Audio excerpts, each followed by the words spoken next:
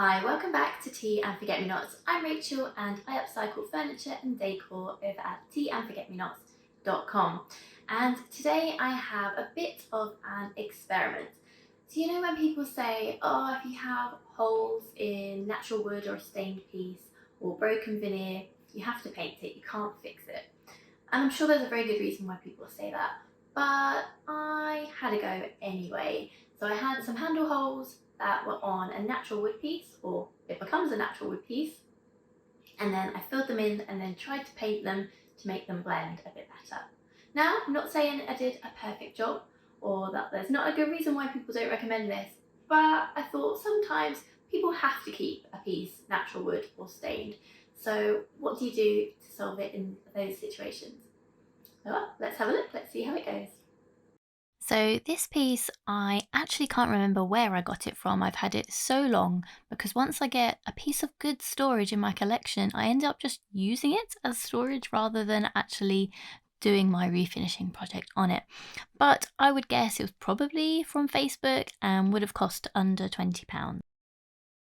So my original plan with this was to repaint it and do a nice piece of decoupage paper on the front because as you'll see there were two handle holes, extra handles that had been attached at some point which left holes in them, which means it's difficult for this to go back to natural wood or to stain it because those holes will be there.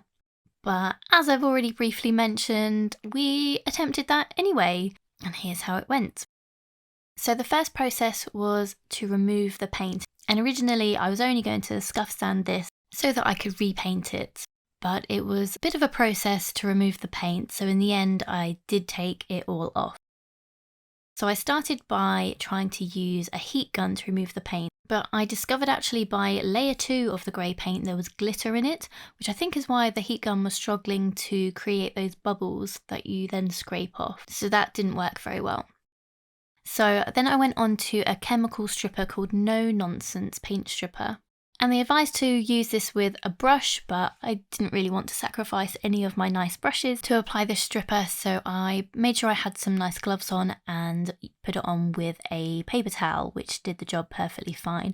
And it only needs to stay on for 1 hour before removing it.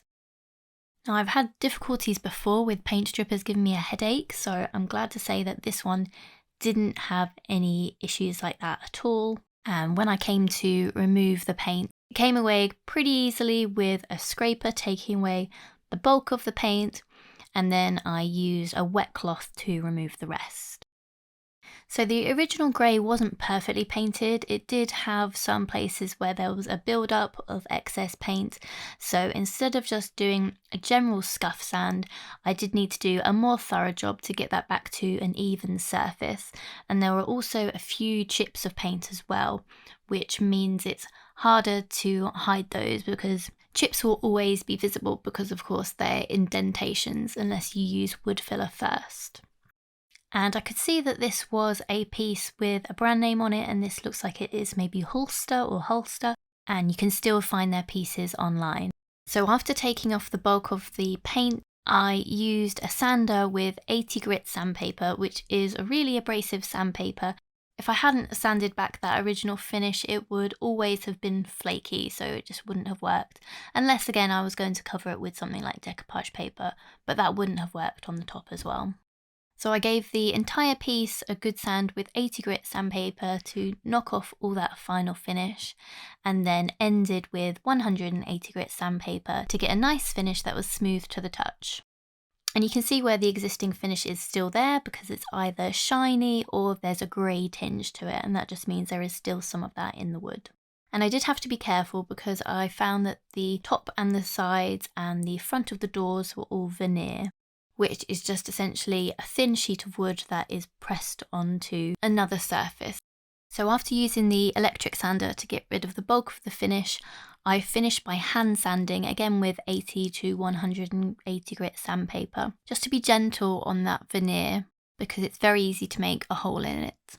And there were a few spots that did have some grey paint left in them, just that they were too difficult to reach either with the electric sander or sanding with my sandpaper. So in sections such as where the doors join the handles, I used a very small screwdriver just to scrape along the edges. So filling in those handles was a bit of a process, but one I decided would be both an experiment and a learning curve to see if this would actually work. So to start, of course, I had to fill in those holes, so I just used a wood filler for that. After all the sanding, that's when I actually got to cleaning, which is often the first step, but I didn't see the point in cleaning before I was going to remove all of that finish. So I used a TSP cleaner decanted into a spray bottle to give the entire surface a really good clean, and then removed any of that excess cleaner with some fresh water. So I used a product called Big Mama's Butter, which is essentially a wood conditioner to really bring out the tones and colours of that natural grain. So it's really lovely, and this flavour of Orange Grove smelled really lovely as well. And in particular, I liked how dark this went because then it looked more similar to the colour on the inside of the cabinets as well. Because with the grey paint contrasting with the sort of richer red of the inside of the cabinet didn't match quite as well. So it was nice, even though this wasn't the original finish, that it was more similar and made the entire piece look more cohesive. So because Big Mama's product is a product for wood rather than a sealer for paint, of course it didn't actually look the same when it went on top of the painted section over the handles. So whilst I'd got the handle holes covered quite reasonably to match the lighter natural wood, the sealer had changed the colour again, so I needed to do some more steps. So with a bit of playing around and experimentation, I found some colours that were a reasonable match for the wood grain, and that was using rustic red and some oranges and coffee bean, which is a brown colour, and tried to blend those into the new colour, the Big Mama's Butter. The difficulty in trying to hide something painted within a stain is that the texture often looks different and it's a different sheen. So after painting it, I then added some hemp seed oil to give the entire piece a similar level of gloss, and that helped hide it a little bit more. Now, considering this is very much not what the original plan for how this piece was going to turn out, I'm really happy with the final result. I think the wood grain looks lovely, that really rich red colour, and I've done a reasonable job of hiding those handle holes as well. So all in all, a successful refinishing project, and I'm really pleased with it. Thanks so much for watching today's video. I hope you enjoyed it. If you did, please consider subscribing or watching another video in the playlist. Thanks again. Until next time. Bye.